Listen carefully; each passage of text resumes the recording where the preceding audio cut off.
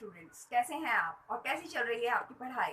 Let's make a study interesting. यही tag है मेरे वीडियोस का कि हम अपनी पढ़ाई को कैसे मज़ेदार बनाएं। तो चलिए मैं आपको इसी रेफरेंस में आज का वीडियो का जो टॉपिक है वो है प्रमोशन ऑफ अ कंपनी। क्या होता है कंपनी का प्रमोशन। अपने वीडियो को आगे बढ़ाने से पहले मैं आपको सबसे पहले ये बताना चाहती हूँ कि आप लोग सबसे पहले मेरे वीडियोस को सब्सक्राइब कीजिए, मेरे चैनल को सब्सक्राइब करेंगे, साथ साथ मेरे बेल आइकन को भी प्रेस कीजिए ताकि कि आपको नए से नए वीडियो हर दिन मिलते रहे और आपको नोटिफिकेशन बॉक्स में आता रहे। ठीक है, तो आज का वीडियो शुरू करते हैं।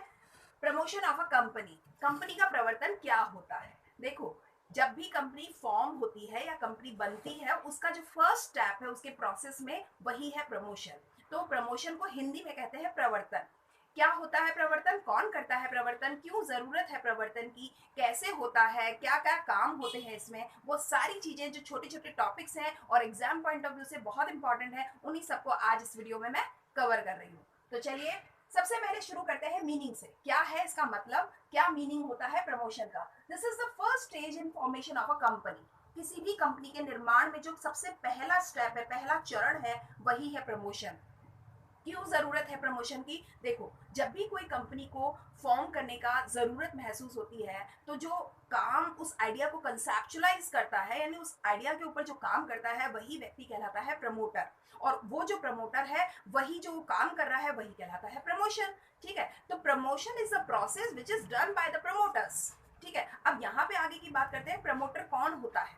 प्रमोटर कौन होता है। Promoter may be a individual, या तो एक व्यक्ति हो सकता है, it may be a person, यानी एक ग्रुप भी हो सकता है। तो हमने ये लिखा है प्रमोटर भी हो सकता है, प्रमोटर्स भी हो सकते हैं। तो जो हमारा 2013 एक्ट है, कंपनीज एक्ट 2013 है, उसका सेक्शन 2 सब सेक्शन 69 जो है वो प्रमोटर्स के बारे में बात करता है। प्रमोटर कौन है। प्रमोटर वो व्यक्ति होता है जो किसी कंपनी को बनाने के लिए जो हमारे विचार आया है दिमाग में, उसको कंसेप्चुलाइज करता है, यानी उस पर काम करता है, उससे रिलेटेड जो भी सारे काम करने हैं उसे, वो सारी चीजों को असेंबल करेगा, गैदर करेगा, उनके ऊपर डेवलपमेंट करेगा अपने एफर्ट से।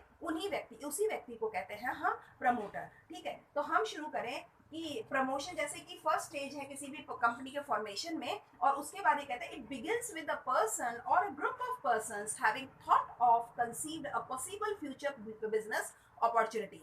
जो भी पॉसिबल बिजनेस अपॉर्चुनिटी होती है उस आइडिया को दिमाग में कंसीव करता है, यानी उसके ऊपर एक शुरुआत होती है और उसके ऊपर फिर काम शुरू होता है।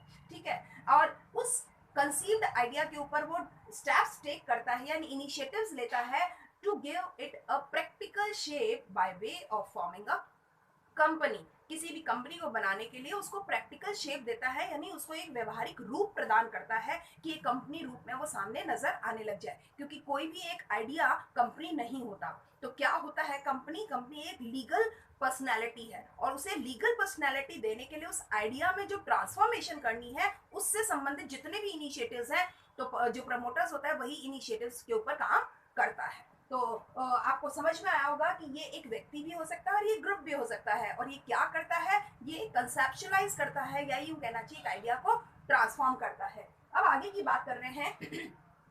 अगर मैं आपसे कहूं कि क्या आपके पास में दिमाग में कोई दूसरा वर्ड है एक प्रमोटर के लिए, कि प्रमोटर कौन होता है, क्या होता है, तो एक वर्ड मैं आपको नया बता रही हूँ, that is the industrial expert. ये वो व्यक्ति होता है जो औद्योगिक विशेषज्ञ होता है, यानी इंडस्ट्रियल एक्सपर्ट होता है, जिसको ना केवल बिजनेस अपॉर्चुनिटीज की जानकारी होती है बल्कि उनको कैसे एक्सप्लोर करना है, कैसे डेवलप करना है, किन चीजों को असेंबल करना है, किन चीजों के बारे में कॉन्ट्रैक्ट साइन करना है, हमारा लॉ क्या कहता है, लॉ में प्रोविजंस क्या कहते हैं, कौन सी चीजें डोंट्स में है, कौन सी चीजें डूज में है, उन सब चीजों को दिमाग में मद्देनजर रखते हुए वो उस आइडिया के ऊपर काम करता है। तो क्यों ना हम इसे ऐसा कह दें कि वो एक इंडस्ट्रियल एक्सपर्ट होता है। तो मेरे ख्याल से आपको ये बात समझ में आएगी कि एक औद्योगिक विशेषज्ञ कहा गया है इसको, और इसीलिए कहा गया है क्योंकि इसको फ्रॉम ए टू जेड, किसी भी इंडस्ट्री का ए टू जेड की जानकारी होती है। ठीक है, तो इसलिए, और आजकल जो है एक व्यक्ति नहीं करता है प्रमोटर, एक प्रमोशन का काम एक व्यक्ति नहीं करता है, बल्कि बहुत सारी फर्म्स या बहुत सारे लोग मिलकर एक फर्म या एसोसिएशन बना लेते हैं, वो लोग प्रमोशन का काम करते हैं। ठीक है। अब एक मैंने हेडिंग दिया, आप हमेशा आप मेरे वीडियोस में देखोगे मैं हमेशा बोर्ड पे सब हेडिंग्स को क्लियर करती हूँ और हेडिंग्स को लिख देती हूँ, ताकि आपको ये पता हो कि एक आंसर को फ्रेम करने के लिए हमें कौन कौन से की पॉइंट्स हैं जो इनको लेना ही चाहिए। तो मैंने प्रमोशन में भी बहुत सारे की पॉइंट्स लिख दिए हैं, मैं वन बाय वन आगे बढ़ रही हूँ, इसी के उसमें बढ़ रहे हैं प्रोसेस पे।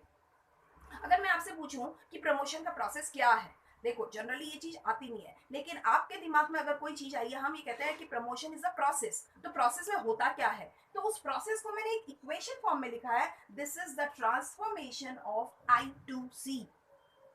This is the transformation of I to C. I का मतलब है आइडिया, ठीक है, जो कंसीव्ड आइडिया है दिमाग में, और सी का मतलब है कंपनी फॉर्मेशन।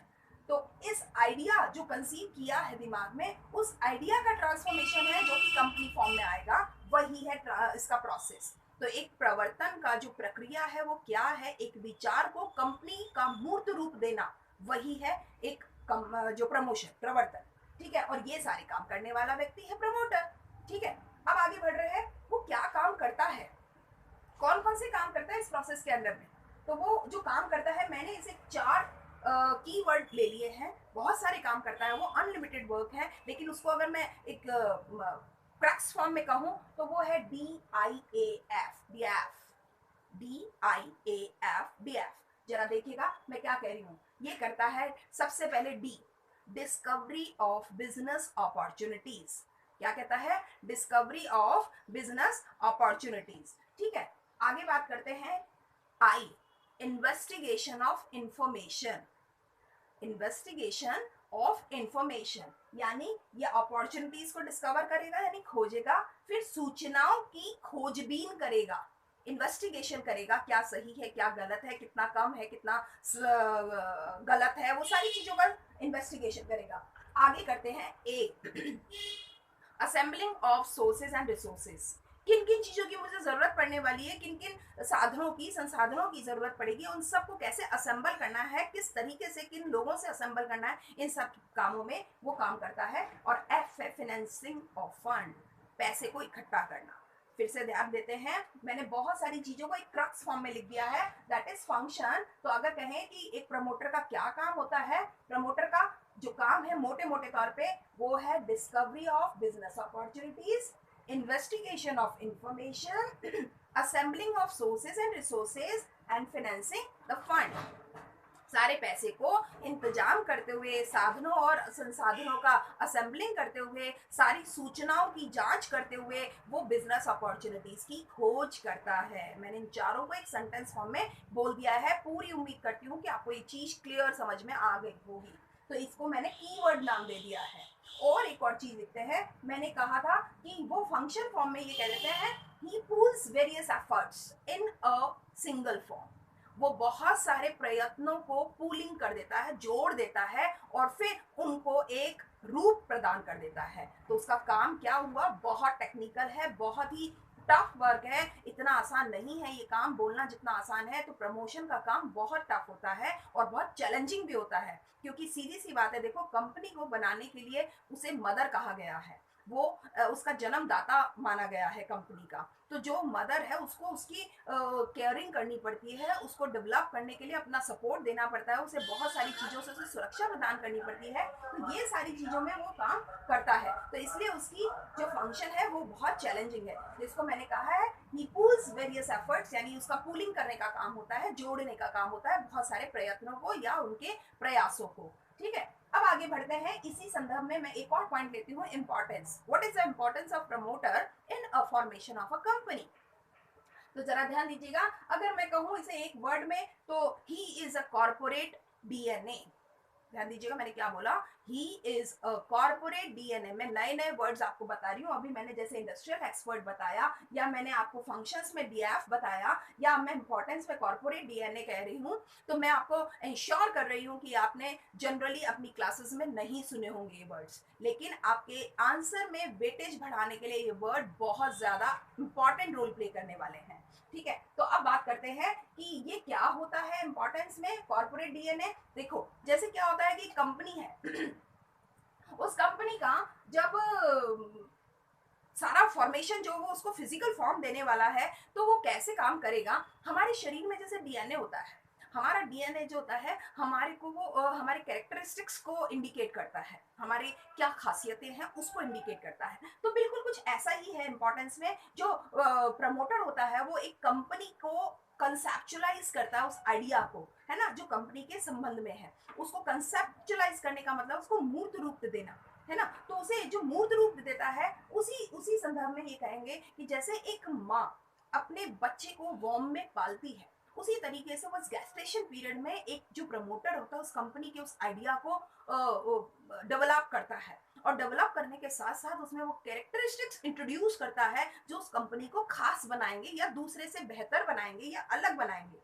ठीक है, तो इसीलिए इसको कहा है ये कॉर्पोरेट डीएनए होता है। वो कमर्शियल पॉइंट ऑफ व्यू से, इंडस्ट्रियल पॉइंट ऑफ व्यू से या लीगल पॉइंट ऑफ व्यू से वो सारे कैरेक्टरिस्टिक्स उसमें इंट्रोड्यूस करता है जो एक फिजिकल फॉर्मेशन में नेसेसरी है या एक जरूरी समझे गए हैं, मैंडेटरी समझे गए हैं। तो इसे ये कहा जाता है the promoter acquires and invest the initial capital for the company. Once all the formalities are completed, the promoter hands over the authority to the director. ये सारी चीजों को वो डायरेक्टर को हैंड ओवर कर देता है। लेकिन इसे जब हमने कॉर्पोरेट डीएनए कहा है, तो कॉर्पोरेट डीएनए के लिए कहा गया है कि corporate DNA is a metaphor based, metaphor का मतलब है characteristics, it is a metaphor based on the biological term DNA, which is molecule that encodes the genetic instructions in living organism. एक लिविंग ऑर्गेनिज्म में genetic जो instructions हैं वो introduce करता है या एनकोड करता है। तो बिल्कुल ऐसे ही एक कंपनी के उस लाइफ पीरियड में उसके उस बॉडी के अंदर, कॉर्पोरेट बॉडी के अंदर वो सारे कैरेक्टरिस्टिक्स इंट्रोड्यूस करता है जो उसे एक्चुअल लिविंग ऑर्गेनिज्म के कैटेगरी में डालेंगे। ठीक है, इसलिए इसको कहा गया है कि ये एक कॉर्पोरेट डीएनए है। इसकी इंपॉर्टेंस को आप ऐसे समझ सकते हो। इसके अलावा आप ये मान लो कि जब उसको हमने ये कह दिया कि इसका पेरेंट है, मदर है, फादर है, तो मान के चलो कि पूरी दुनिया एक तरफ होती है और पेरेंट्स एक तरफ होता है एक बेबी के लिए। तो उसकी केयरिंग करना, उसका डेवलपमेंट करना, उसको पर्सनैलिटी देना, उसका एक बहुत खूबसूरत बेहतरीन रूप प्रदान करना, ये सारा जिम्मेदारी जो होती है उसकी पेरेंट की होती है। तो अपने आप में ही इसका रोल बहुत इंपॉर्टेंट हो गया है। अब आगे की बात करते हैं। बहुत इंपॉर्टेंट पॉइंट बता रही हूँ मैं, लीगल स्टेटस। कई बार पूछा जाता है कि जो प्रमोटर का लीगल स्टेटस है उसके बारे में आप क्या कहते हो, तो क्लैरिफाई करना होता है। देखो, अगर हम कहें कि वैधानिक स्थिति क्या है एक प्रवर्तक की, तो हमें ये कहना चाहिए ना ही तो वो एजेंट है और ना ही तो वो एक ट्रस्टी है। क्यों नहीं है एजेंट और क्यों नहीं है वो ट्रस्टी? क्योंकि कंपनी तो वो है ही नहीं, कंपनी तो वो बना के किसी और को दे देगा। मैंने अभी बताया कि वो डायरेक्टर्स को हैंड ओवर कर देगा, तो फिर वो उसका क्या है? और उसका जब कोई चीज है नहीं तो वो कौन है? तो यहाँ ये कहते हैं जब उसका तो वो है ही नहीं, कंपनी तो वो उसकी है ही नहीं, कंपनी तो किसी और की है, किसी और के लिए वो काम कर रहा है। अब जब किसी और के लिए जब वो काम कर रहा है तो वो किस हैसियत से काम कर रहा है? तो उसकी हैसियत, क्योंकि वो लॉ के अकॉर्डिंग काम कर रहा होता है, इसलिए लीगल स्टेटस की बात करते हैं। तो अगर लीगल स्टेटस की बात करें तो एक शब्द है फिड्यूशियरी रिलेशनशिप कह लो या फिड्यूशियरी स्टेटस मेंटेन करता है। वो क्या होता है फिड्यूशियरी स्टेटस? देखो, एक सद्विश्वास पर आधारित जो संबंध होगा उसको कहते हैं फिड्यूशियरी रिलेशनशिप। ठीक है, एक माँ का बच्चे के साथ में कुछ ऐसा ही होता है। कभी भी माँ अपने बच्चे का बुरा नहीं कर सकती, नहीं करती। एक बच्चे को भी विश्वास है और एक माँ को भी पता है कि वो मेरा ही अंश है, उसके अगेंस्ट में मुझे कुछ करना ही नहीं। कुछ इसी तरीके की रिलेशनशिप को मेंटेन करता है प्रमोटर अपनी कंपनी के साथ में, जिसको कि वो फ्रेम कर रहा है। ठीक है, तो इसे कहा गया है फिड्यूशियरी रिलेशनशिप। तो वो एजेंट क्यों नहीं है और वो ट्रस्टी क्यों नहीं है, जरा इसके बारे में समझ लो। देखो, एजेंट वो इसलिए नहीं है क्योंकि हर एक व्यक्ति को जब एजेंट की पोजीशन मेंटेन करनी होती है तो एक प्रिंसिपल होना जरूरी है, यानी प्रधान होना जरूरी है। तो जब कंपनी तो अभी फिजिकल एग्जिस्टेंस में आई नहीं, तो वो प्रधान हुई ही नहीं। जब कोई प्रधान ही नहीं है तो उसका एजेंट कौन होगा? समझ रहे मेरी बात को? तो इसलिए वो एजेंट भी नहीं है। अब अगर दूसरी बात कहे कि ट्रस्टी, तो जब ट्रस्टी ही नहीं है तो ट्रस्टी कैसे हो सकता है? वो समझ रहे हो भाई, ट्रस्टी का मतलब है कि वो कोई उसका बेनिफिशियरी होगा। तो जब ट्रस्ट ही नहीं है, कंपनी फ्रेम ही नहीं हुई है, तो वो ट्रस्टी कैसे हो सकता है? इसको कुछ ऐसे समझ लो कि ये कहता है कि a promoter stands a fiduciary position with a company which he promotes. But he is neither an agent nor a trustee to the future company. वो जो भविष्य में बनने वाली कंपनी है उसके लिए ना तो वो एजेंट है, ना ही तो वो उसका ट्रस्टी है। और क्यों नहीं है? The reason is obvious, there can not be an agent of a person not in existence, nor there can be a trustee for a non existent beneficiary. जब कोई कंपनी अस्तित्व में ही नहीं आई है, प्रैक्टिकल ग्राउंड्स पे ही नहीं है उसका कोई एग्जिस्टेंस, तो कोई व्यक्ति उसके लिए ट्रस्टी या एजेंट कैसे हो सकता है? Even then, the principles of agency and trusteeship are returned to the care of a promoter. लेकिन फिर भी एक खास बात याद रखने की है, वो एजेंट नहीं है, वो ट्रस्टी नहीं है, लेकिन जितने भी प्रिंसिपल यानी सिद्धांत एक एजेंसी के और ट्रस्टीशिप के होते हैं, वो सारे वो प्रमोटर उस कंपनी के लिए फॉलो करता है। ये बहुत खास बात मैं आपको बता रही हूँ। वो एजेंट में ही नहीं है, वो ट्रस्टी भी नहीं है, लेकिन वो एजेंसी और ट्रस्टीशिप के सारे प्रिंसिपल्स को फॉलो करता है उस कंपनी के फॉर्मेशन के प्रोसेस में। इसलिए उसे हमने ये भी कहा है कि वो फॉलो तो करेगा इन प्रिंसिपल्स को, लेकिन वो एजेंट और ट्रस्टी फिर भी नहीं है। तो वो कौन है? वो फिड्यूशियरी पोजीशन को मेंटेन करने वाला व्यक्ति है। आगे बात करते हैं। A promoter, even though he may act only an agent or trustee, is personally liable where the contract is made on behalf of an intended company. जो कंपनी बन रही है उसके बिहाफ पे वो जितने भी कॉन्ट्रैक्ट साइन कर रहा है, चाहे किसी बॉडी के साथ में कर रहा हो, चाहे किसी पर्सनैलिटी के साथ में कर रहा हो, चाहे वो गवर्नमेंट के साथ में कर रहा हो, किसी के भी साथ में जो वो contract on the behalf of the intended company के इस पे कर रहा है, उसके लिए वो पर्सनल लाइबल होगा, जैसे कि एक एजेंट होता है। ठीक है, तो ये बात आपको समझ में आनी ही चाहिए। अब आगे की बात करते हैं ड्यूटीज की। क्या क्या ड्यूटीज हैं? देखो, बहुत सारी ड्यूटीज है, बहुत सारी जिम्मेदारियां उसकी, बहुत सारे कर्तव्य हैं। तो सबसे पहले है कि वो जब फॉर्मेशन ऑफ कंपनी का काम कर रहा है तो उसको एमओए भी बनाना है, एओए भी बनाना है और प्रॉस्पेक्टस भी बनाना है। ये बहुत मेजर जिम्मेदारी है और ये कहने को 3 डॉक्यूमेंट है, लेकिन ये 3 डॉक्यूमेंट कम से कम 300 काम करवाते हैं इसके लिए, है ना। तो ये कहता है कि उसकी जिम्मेदारी है to prepare and submit documents related to memorandum, articles and prospectus. ना केवल इन डॉक्यूमेंट को तैयार करेगा बल्कि वो आरओसी को सबमिट भी कराएगा, इवन उनका वेरिफिकेशन भी करवाएगा। अगर कोई इन्वेस्टिगेशन की जरूरत पड़ेगी तो उसमें वो सपोर्ट भी करेगा। तो ये सारे काम प्रमोटर के हैं और इसीलिए उसकी ये ड्यूटीज मानी गई हैं। उसके अलावा ये कहते हैं to see that all property and assets are taken over by the proposed company at reasonable price and on justifiable terms। यहाँ पे एक और बात है, जब कंपनी अभी फ्रेम हुई नहीं है पर कंपनी के बिहाफ पर पे वो जो भी एसेट्स को खरीद रहा है या जो भी प्रॉपर्टी से रिलेटेड वो कॉन्ट्रैक्ट साइन कर रहा है, वो जस्टिफिकेशन होनी चाहिए उसकी, यानी जस्टिफिएबल टर्म्स पे और रीजनेबल प्राइस पे वो खरीदी करे। कहीं ऐसा ना हो कि क्योंकि पैसा उसका तो लग रहा नहीं है, डायरेक्टर का पैसा लग रहा है, तो वो किसी भी प्राइस पे किसी भी एसेट्स को खरीद ले या किसी भी प्रॉपर्टी को खरीद ले। एक तो जस्टिफिएबल टर्म्स होनी चाहिए, यानी उचित शर्तें होनी चाहिए, और एक रीजनेबल प्राइसेस होने चाहिए, ना बहुत ज्यादा ना बहुत कम। ये एक बहुत इंपॉर्टेंट ड्यूटी है उसकी कि जब भी वो असेट्स और प्रॉपर्टीज को कंपनी के बिहाफ पर परचेज कर रहा है या बाय कर रहा है, उसका प्राइस और उसकी टर्म्स पे वो बहुत ध्यान दे, बिल्कुल ऐसा ध्यान दे जैसा कि वो अपने लिए खरीदे। ये बहुत इंपॉर्टेंट चीज है कि जैसा कि वो अपने लिए खरीदे। अगर हम अपने लिए कोई चीज खरीदते हैं तो 100 बार सोचते हैं, 100 बार उसकी कैलकुलेशन करते हैं, बिल्कुल ऐसा ही प्रमोटर से भी एक्सपेक्ट किया जाता है। तो ये ड्यूटीज में इसके काउंट होता है। एक और ड्यूटी है, बहुत इंपॉर्टेंट है, to disclose to the company और to the independent board of directors after the company has been formed the secret profits if any enjoyed by them as vendors. खास बात है, जब कंपनी बन जाएगी, उस बनने के बाद जो बोर्ड ऑफ डायरेक्टर्स है उनको वो सारे सीक्रेट्स वो डिस्क्लोज करेगा, यानी खोल देगा वो सारे भेद जिस जो कि अगर किसी सीक्रेट प्रॉफिट से रिलेटेड होंगे। सीक्रेट प्रॉफिट का मतलब है कोई गुप्त लाभ, कोई मुनाफा उसे ऐसा हुआ हो जिसका बोर्ड ऑफ डायरेक्टर्स को नहीं पता है। तो ये उसकी ड्यूटी होती है कि after the formation of a company he will disclose all the secret profit through the board of directors.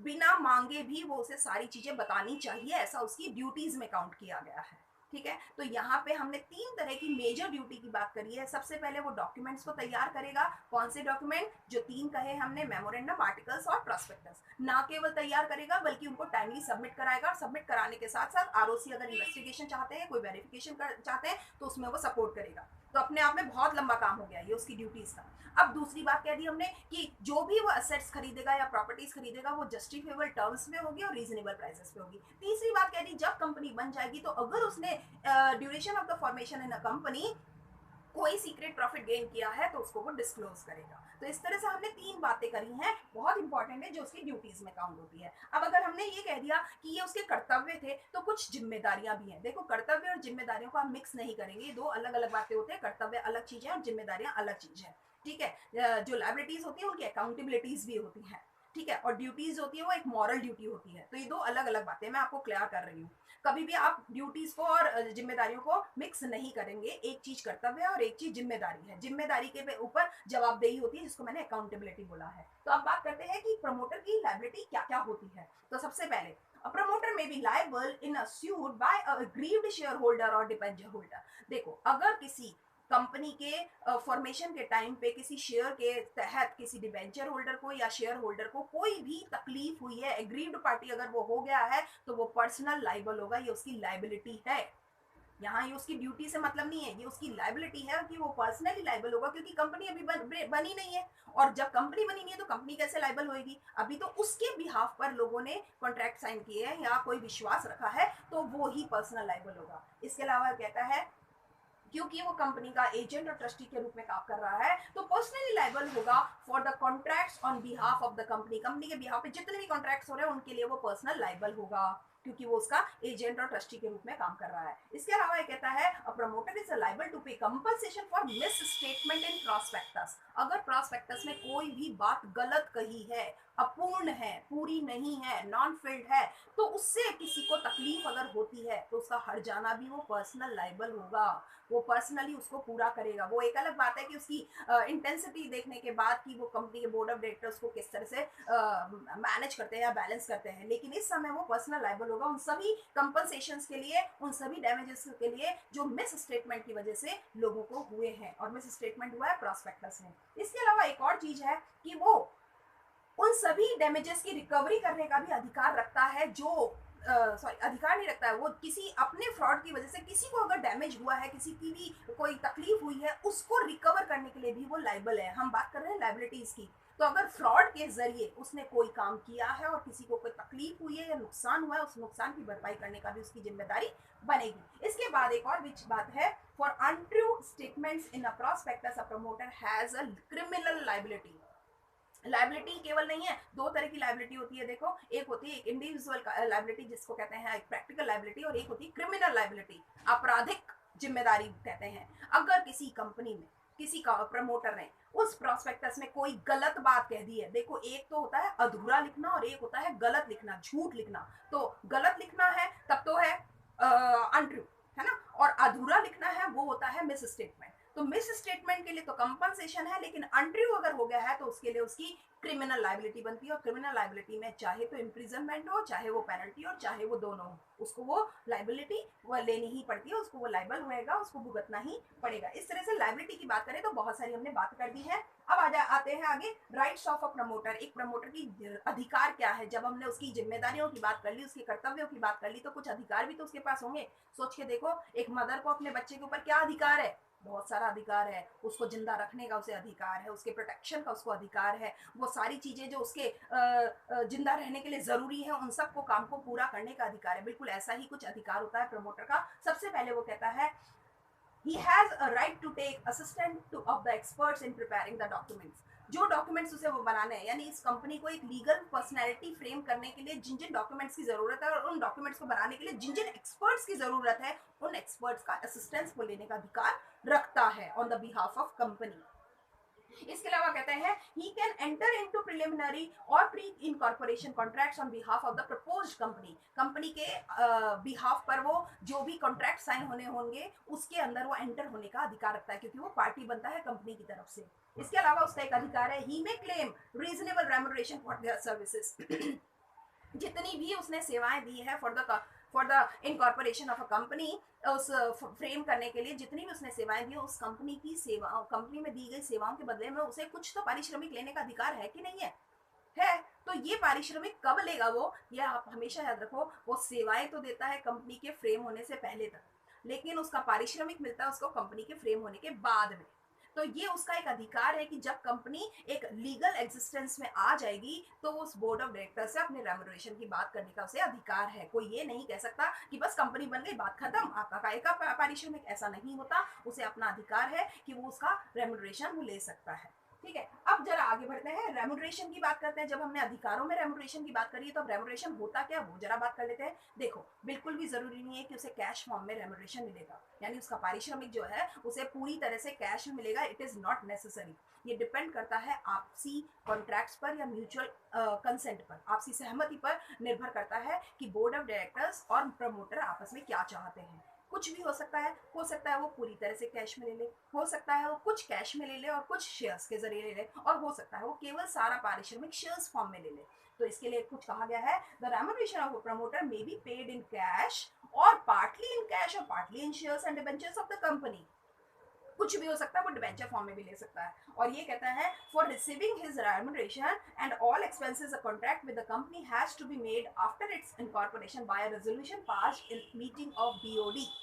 ये सारा रेम्यूनरेशन या वो एक्सपेंसेस जो इस पूरी कंपनी के फॉर्मेशन के दौरान उसने किए हैं पर्सनली, उन सारे एक्सपेंसेस का जो खर्चा पानी है वो पूरा कब मिलेगा? ऐसे ही नहीं मिल जाता, वो मिलता है after the formation of a company plus board of meeting होने के बाद में उसमें रेजोल्यूशन पास हो जाता है, उसके बाद में उसे मिलता है। चाहे वो कैश फॉर्म में मिले, शेयर फॉर्म में मिले, डिबेंचर फॉर्म में मिले या क्लब फॉर्म में मिले, जो भी मिले वो सब तब होगा जब बीओडी की मीटिंग हो जाएगी, बोर्ड ऑफ डायरेक्टर्स की मीटिंग हो जाएगी, और उस मीटिंग में वो रेजोल्यूशन पास हो जाएगा जो उसके रेम्यूनरेशन से रिलेटेड होगा।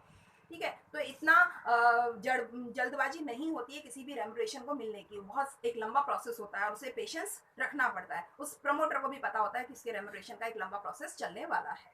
ठीक है, इस तरह से मैंने आपको प्रमोटर और प्रमोशन की जो कार्यवाही है उसको पूरा डिटेल में समझाने की पूरी कोशिश करी है। उम्मीद करती हूँ कि आपको ये सारा टॉपिक समझ में आया होगा। अभी भी अगर कोई भी क्वेरी हो तो आप मेरे कमेंट बॉक्स में कमेंट कर सकते हैं, और अभी तक अगर आपने मेरे चैनल को नहीं सब्सक्राइब किया है तो जरूर सब्सक्राइब कीजिए और बेल आइकन को प्रेस कीजिए। मैं जयपुर से डॉक्टर तृप्ति विजयवर्गीय आपका बहुत बहुत धन्यवाद करती हूँ कि आप मुझे रेगुलरली वॉच कर रहे हैं वीडियोस को और मुझे मोटिवेट कर रहे हैं नए से नए वीडियोस बनाने। Thank you so much.